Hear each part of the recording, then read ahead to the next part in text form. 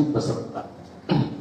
Teman-teman sekalian, demonstrasi harian Santera bersama Pak Bambang sebagai komoderator untuk saya Santera. Bapak Ibu sekalian, rekan-rekan OIK dan anak-anak sekalian, selamat siang.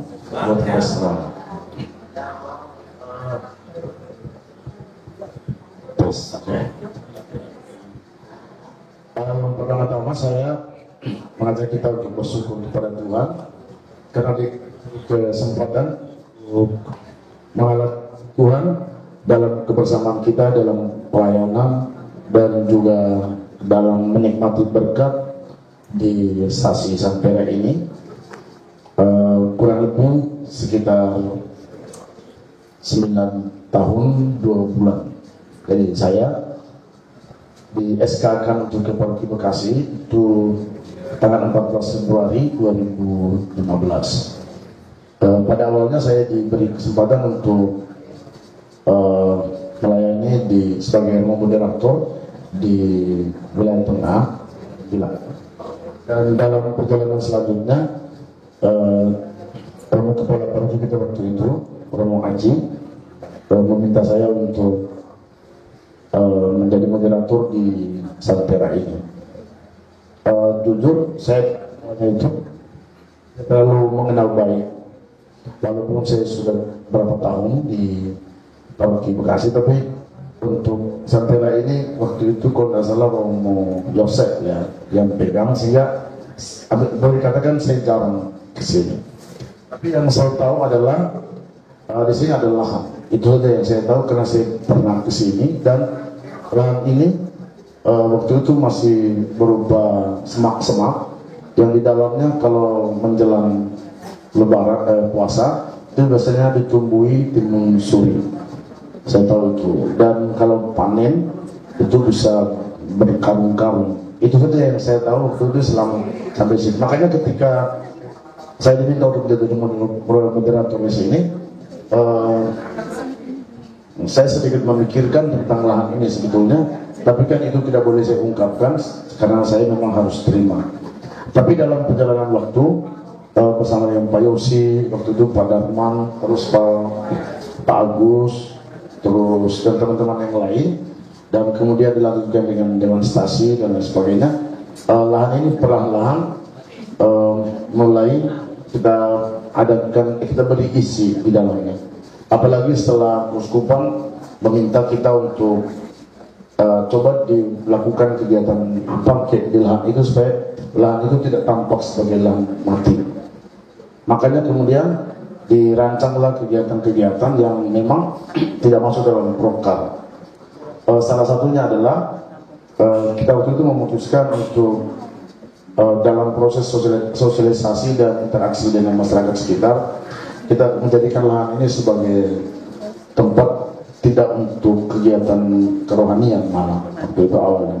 Jadi kita jadikan sebagai tempat kegiatan sosial, sehingga dengan kegiatan itu misalnya ada mereka yang goes nanti berangkat dari sini pulang ke sini, terus kemudian ibu-ibu di sekitar ini boleh menjual kerupuk atau apa, semua beli, dan pada akhirnya seperti Pak Yosi katakan tadi itu, dalam situasi yang belum terlalu bersih, kita membuat kayak pondok gitu di sini.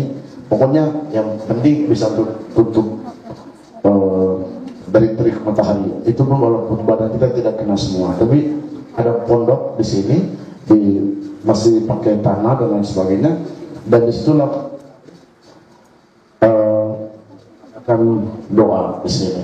Jujur itu menurut saya satu keberanian yang luar biasa, didorong oleh berkat Tuhan kita melaksanakan itu.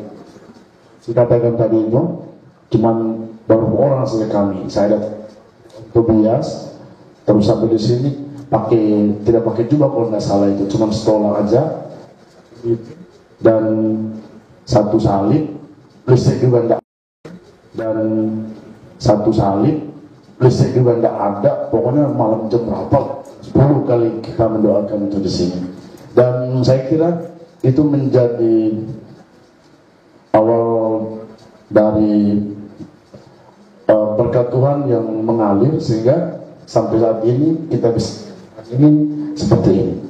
Terus dalam proses selanjutnya kita berusaha untuk berinteraksi dengan tokoh-tokoh masyarakat, tokoh agama di sekitar lahan ini, bahkan dalam radius yang cukup jauh. Ya puji Tuhan atas izin Tuhan dan berkatnya lahan ini menjadi seperti ini. Jadi saya sebetulnya mengharapkan bahwa kalau saya pindah dari paroki Bekasi ini, gereja di sini udah berdiri. Itu harapan saya yang paling besar sebetulnya. Dan ternyata apa yang saya harapkan Tuhan punya kehendak kelak di pimpinan saya. Walaupun sebetulnya jujur berita tentang saya akan dimutasi itu sudah saya tahu sejak jelang malam Natal tahun yang lalu. Itu sebenarnya saya sudah ditelepon dan komisaris mengatakan, "Adik, kamu siap-siap, sebab tahun nanti besok lusa akan beri kamu kesempatan untuk menikmati pelayanan di paroki lain." Jadi dari saat itu sampai ke Januari itu ada visitasi dari Dewan Pimpinan. Saya sudah menyampaikan unek-unek saya sebetulnya, termasuk pembangunan gereja di Sansia B2 yang belum kelar, dan juga saya merasa bertanggung jawab juga untuk pembangunan gereja itu. Jadi saya cukup semangat dengan itu. Waktu itu sempat diberi harapan ke saya, oh bagus juga, nanti akan saya. Yang saya harapkan datang. Terus ternyata yang saya harapkan tidak seperti yang saya duga. Jadi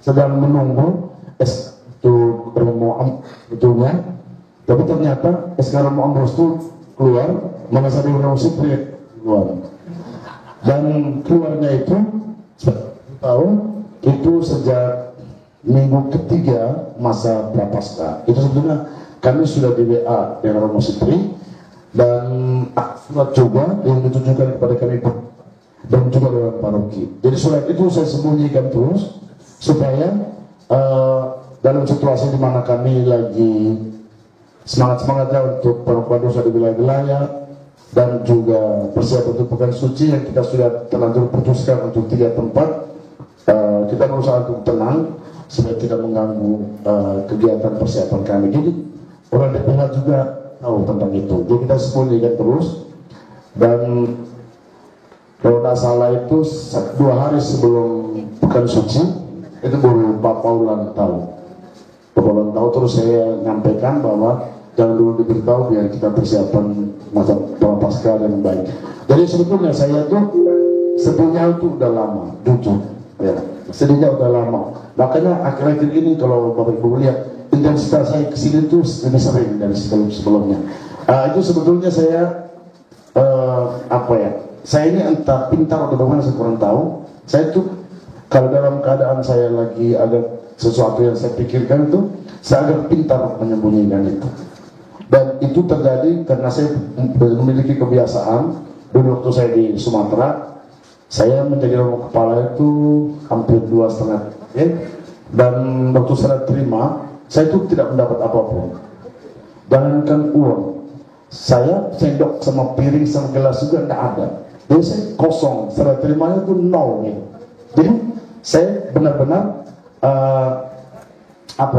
saya benar-benar mulai dari sangat awal lebih miskin dari orang yang baru menikah. Orang baru menikah itu kan kadang-kadang rumahnya sudah ada, saya itu tidak ada, jadi kosong. Waktu itu dalam kebingungan, gimana sih saya mulai paroki kok tapi kosong gitu.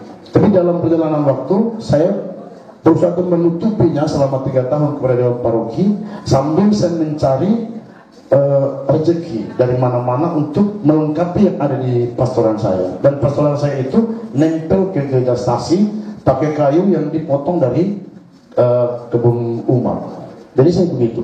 Kebetulan dulu saya pernah di Kalimantan, sehingga saya buat terus menarik dengan tingkat-tingkat, ada tiang-tiangnya kita di Kalimantan, sehingga umat itu senang datang. Kalau mereka datang itu kadang mereka bawa gelas, bawa sendok, bawa apa gitu, kan kasihan gitu. Kadang-kadang kursi bakso 1 bawa-bawaan ke situ, jadi malah menjadi penuh. Jadi saya menutupi itu selama 3 tahun lebih, termasuk kepada Dewan Paroki. Mereka tidak pernah tahu bahwa hidup saya itu segitu. Tapi laporan keuangan ke paroki, ke keuskupan itu lancar dan sebagainya. Nah, pas tahun ketiga, saya merasa kalau saya tutup terus dosa saya semakin banyak, sehingga saya menyampaikan itu ke mereka pada saat kami rapat pleno. Kalau rapat pleno di sana itu kan 3 malam kita. Hari terakhir itu kan ada pencerahan dari Romo Kepala dan program kerja Romo Kepala untuk tahun berikutnya. Jadi situlah saya menyampaikan terus terang sampai saya minta maaf, saya sebetulnya seperti itu hidupnya. Dan semua orang itu kaget, dan memang setelah diklarifikasi itu benar. Kemudian saya tidak mau menjelek-jelekan orang begitu, jadi ya udahlah, kalau memang bisa ya bisa. Mungkin dengan itu makanya di sini saya terbiasa untuk menutupi kalau kadang-kadang saya merasa kurang nyaman dan sebagainya. Jadi saya berusaha untuk bahagia terus datang di waktu. Apalagi kalau saya suruh main remi kan saya lupa semuanya.